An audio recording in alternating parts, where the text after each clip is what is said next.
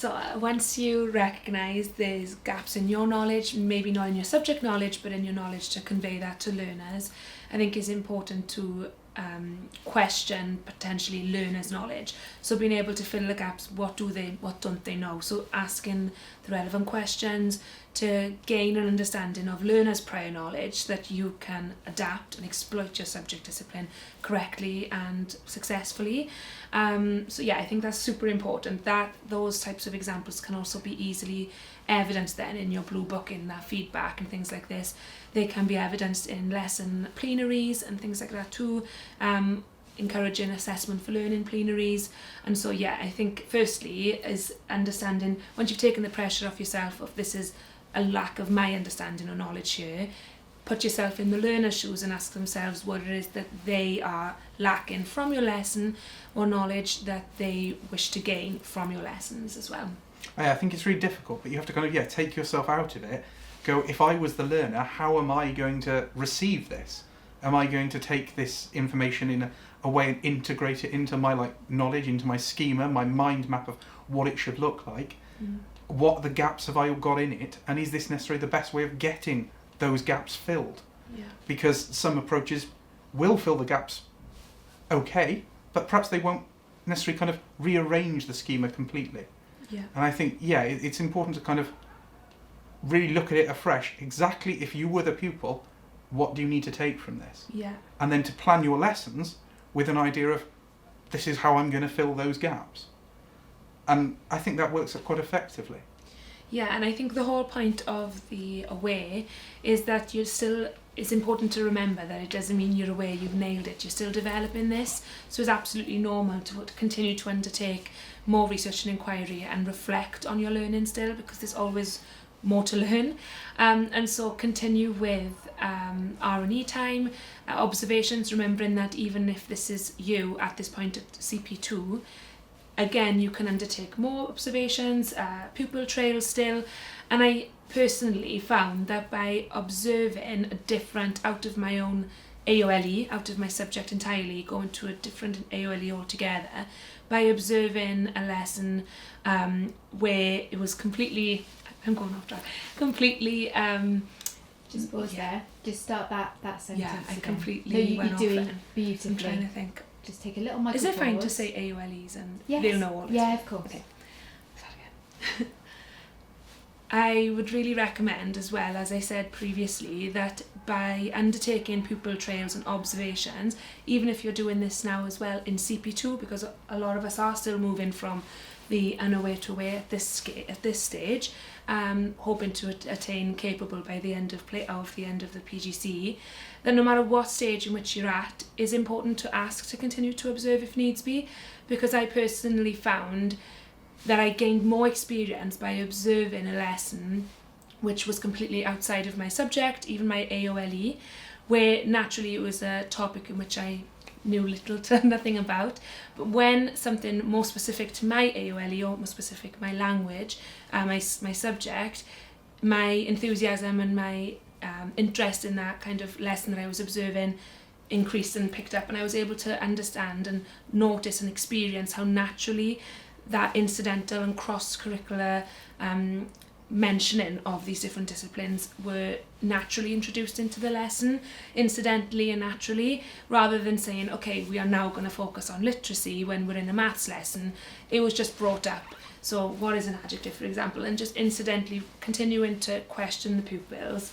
And it is important to remember, if that's happening to yourself, being the student teacher observing, that's happening 30 times over in a class with learners who you don't know what their favourite subject is, and the chances are you doing that then yourself, in incidentally making reference to geography, history, any other subject, their awareness and engagement in your lesson will improve because of the fact you've exploited other subject disciplines and engaged in some cross-curricular themes too.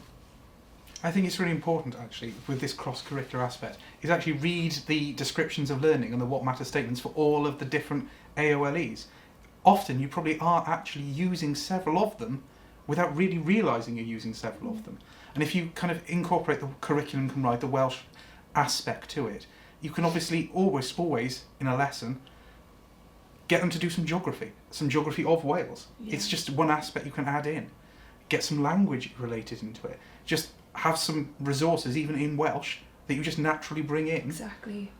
Maybe it's the same resource, one in Welsh, one in English, and you kind of just use the resource and get them to compare one to the other. Not only are they developing one kind of AOLE, but they're reinforcing their subject knowledge because they're comparing via the different languages one to the other. Exactly. I think as well, at being student teachers, our onus is on our own subject, our focus is on that. We're also conscious of bringing in literacy, numeracy, digital competency. It's fair to say we've got a lot that we're trying to cram into a 1 hour lesson, sometimes shorter in some schools, and so it's natural to feel a bit overwhelmed and that this is another thing that you need to add into a lesson.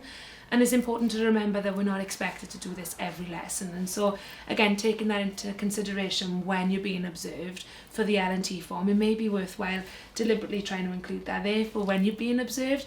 But this isn't an expectation for absolutely every lesson. And so, as you said, because at the time we're continuously thinking of numeracy, literacy and so on, we probably don't even realise that we're doing it and making links to geography and history naturally in a more authentic way. And that's just another example of how we are intentionally but unintentionally bringing in other cross-curricular and themes. Yeah, it doesn't need to feel forced. It really doesn't need to be forced. It is there. You probably are doing it. You just have to kind of make a note in your plan that you are doing it. Because you probably are. Every kind of time you revise some kind of spelling, punctuation, that's working on the literacy. Every time you do some comprehension exercises, that's working on the literacy. Most of your exercises probably do build on one or the other at some point. And it doesn't matter that you aren't covering every one in every lesson. So long as you're covering some from time to time, whenever it kind of fits in, that's okay. Yeah. Really, when you're considering it, it is all about the impact. You kind of notice in the lesson if it's gone well, you feel it's gone well, you can see that the learners have made progress. Start off the lesson, evaluate where they're at, evaluate, maybe give them like a RAG rating or something. Start that off, carry out the lesson, do the pedagogical approach you intend to use, re-evaluate it at the end of the lesson. Has it improved? Is that down to your pedagogy method? Could it be that you just were any pedagogy would have worked, or perhaps the one you've tried works a lot better? It probably, hopefully, it does. So yeah, at every lesson, reflect on where they are, reflect on what progress they've made, reflect on what progress you need them to make in future, and whether your pedagogy will link that together, so your pedagogy is consistent. And it can be consistent the entire way through in one subject area. But be aware that you might need to differentiate it for different groups of learners. What works with one set of learners definitely doesn't work with another set. So I think you can do it in a very formalised way. You can do it in a very AFL way in the middle of the lesson. You can do it in summative tests. Those work too. At some point you will have to accumulate some evidence for recording and reporting. That might be useful. So you don't have to necessarily do PA on its own in aspect. It really does link into all different ones because it is your subject. So it links into all the other disciplines in a way that some of them feel a bit less likely that they will do. Yeah, and I think that if we just break it down and look at the bigger picture here, is that ultimately tests at the end of a term, at the end of a topic, or however often they are, in different schools they'll differ obviously, but ultimately break it down to each lesson. Has the lesson objective been met? You can check then when you're evaluating your lessons with your success criteria, taking into account your assessment strategies, were the lessons objectives met? And ultimately, if they were, you had an impact on those learners. And then you can realise my teaching has improved, has become impactful and relevant to the learners, hopefully.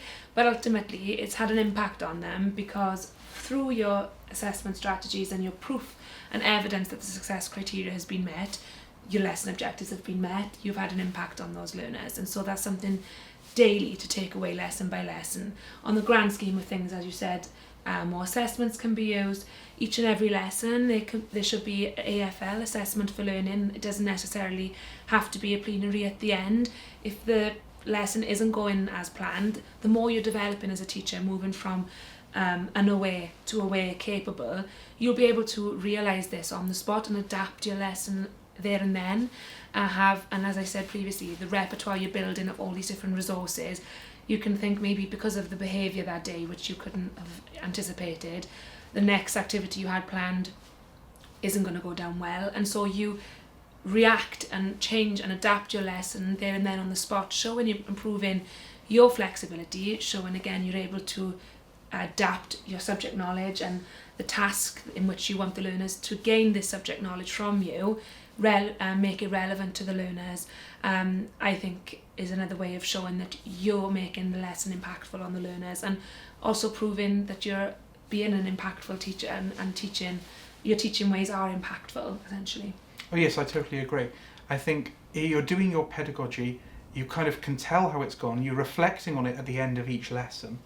If your pedagogy hasn't worked brilliantly in that lesson, perhaps don't try it with that class again in that time slot. Perhaps save it for a different class. There probably might be a different class it works better with.